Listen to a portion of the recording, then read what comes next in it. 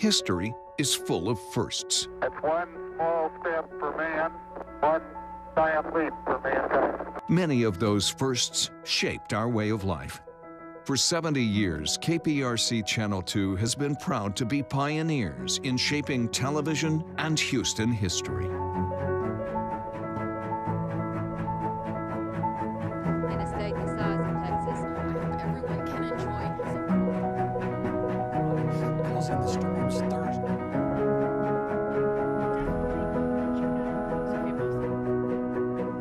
Minutes before 9 o'clock, the crew's here telling her.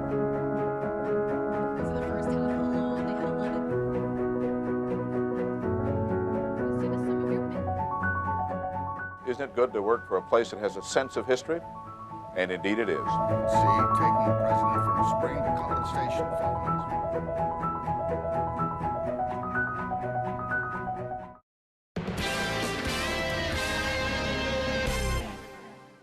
If you have something you'd like Channel 2 Investigates to check out, call the tip line at 713-223-TIPS or email investigates@click2houston.com.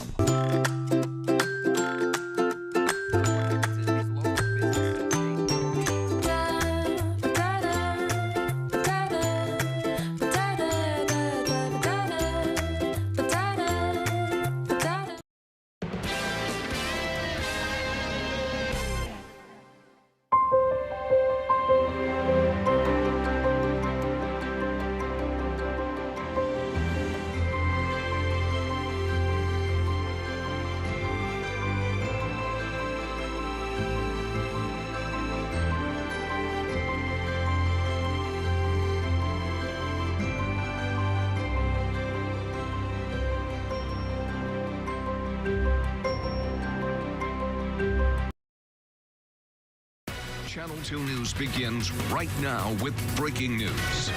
And we begin with breaking news that's happening in the Clear Lake area. Houston police investigating what they are calling a murder-suicide. Sky 2 live overhead that scene right now.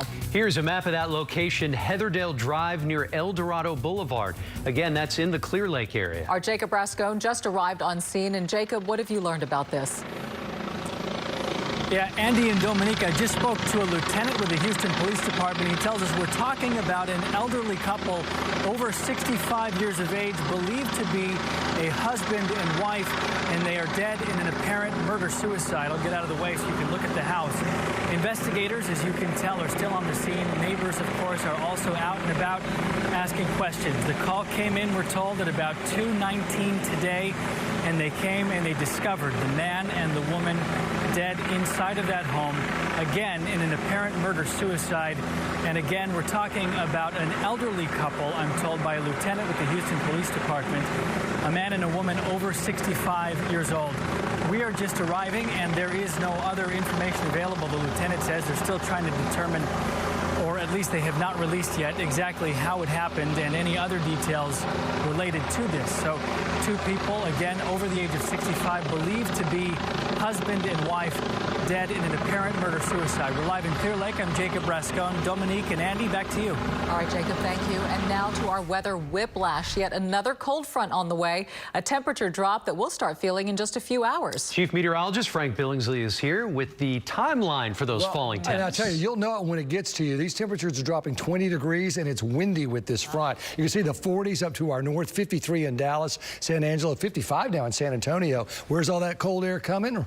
Right onto us, and it's already in parts of the area as we speak. Jackets are going to be with us into the weekend before we really start to see much of a warm-up. The front to the north, it's right around College Station to Huntsville right now. A lot of the showers with it are staying off to the north of us. I think that's going to generally be the trend through tomorrow. Then all of it starts moving through the Houston area as far as the rain is concerned on Thursday. But the front itself, that will arrive as we get into the later evening hours. Should be right into the Houston area around 9 o'clock, down to the coast around midnight. We'll continue to push on through. The rain's to the north tomorrow, but that cold air will continue to filter in here under cloudy skies and a chance of rain. So get ready for it. We're going to continue to see the 70s for the next hour, then the 60s to the 50s overnight. And once we get down to 56, 55, pretty much stays that way all day long. So a 20-degree drop, how cold it gets all told, and how long the rain lasts straight ahead. Andy? All right, Frank, thanks so much. New cases of dental distress tonight. Dentist offices closing with very little warning. Yes, and patients now finding out they may be out hundreds, even thousands of dollars. Channel 2's Hannah McKenzie talking to those confused patients only on 2 tonight. Hannah?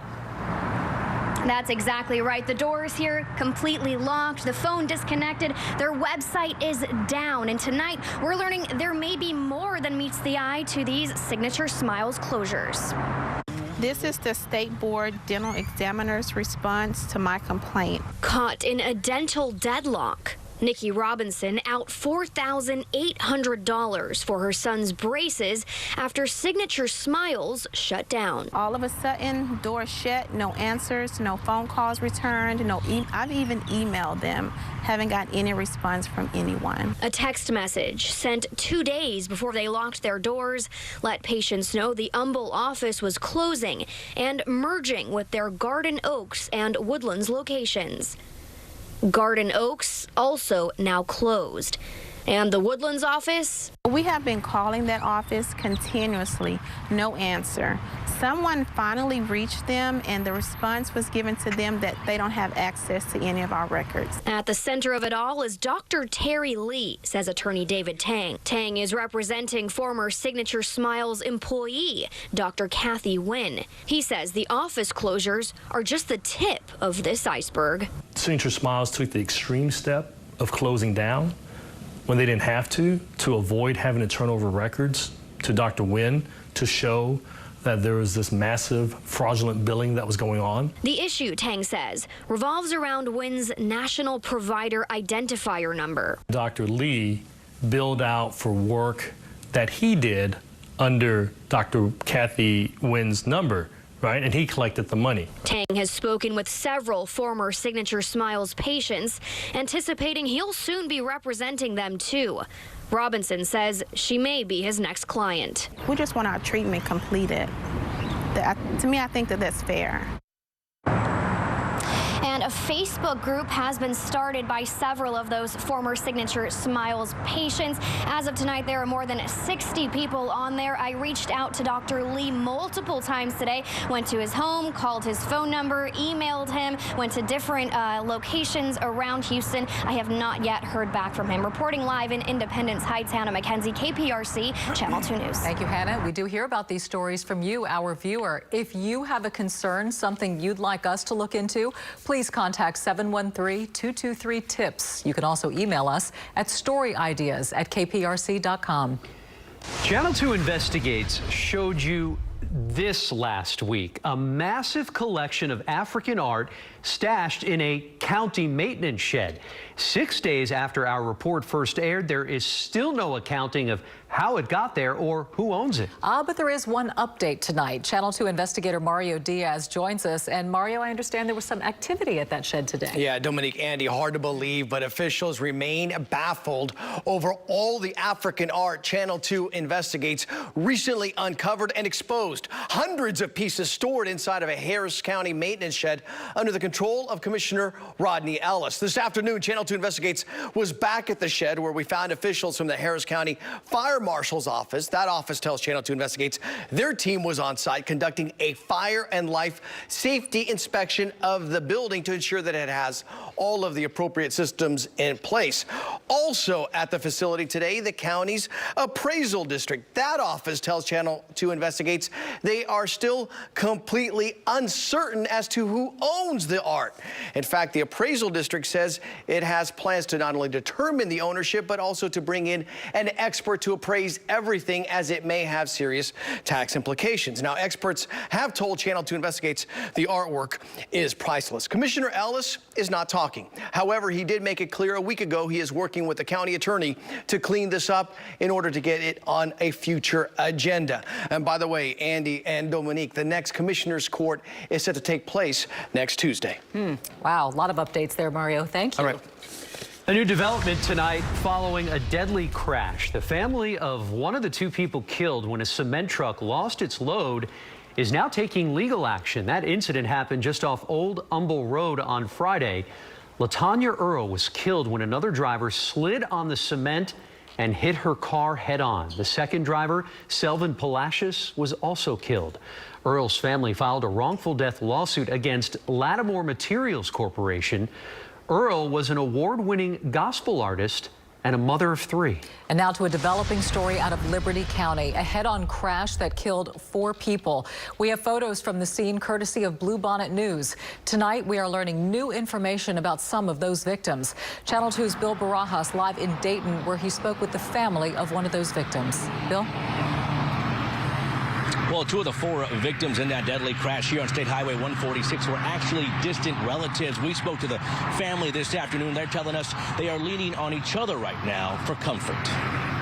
This is Ricardo Martinez. The 41-year-old died on Monday while on his way to work. He leaves behind a grieving wife and a 19-year-old daughter. He always be remembered, and he always be in our hearts forever. Marisela Mesquita says her cousin worked in construction and was from Mexico. She describes him as a good man who loved to smile. She tells us he worked in several U.S. cities before settling down in Houston. She says he was living what he considered to be the American dream. A year ago, he bought this house. This was his dream house. That dream ended at about 6:30 Monday morning. Martinez was with 2 co-workers when the driver of a Chevy Silverado swerved into their lane, hitting their F-250 and killing everyone involved. The passengers in Martinez's pickup were identified as Alfredo Cuellar and David Cortez. Cortez, a distant relative, can be seen here in this video next to Martinez. Martinez's uncle talked about his nephew and the kind of man he was. Era alegre. Buena persona, ayudaba a todo mundo. He was happy, a good person who helped everyone and loved to grill out. Police say the driver of the Silverado also died. He was identified as Blaine Springer. The crash remains under investigation, but police say the Silverado turned out to be stolen. And a 3rd vehicle was actually involved in this crash. The driver suffered minor injuries and was taken to the hospital, but is expected to be okay. Live in Dayton, Bill Barajas, KPRC, Channel 2 News. All right, most areas don't know it yet, but jacket weather is back. How cold it's going to get, how wet it's going to get, straight ahead in weather. Vanessa. And as much as we've talked about the scandal, there is baseball to be played. More on Astros spring training coming up in sports. And the stage is set for the next Democratic debate. I'm Sion Rhodes, a live report from Las Vegas coming up.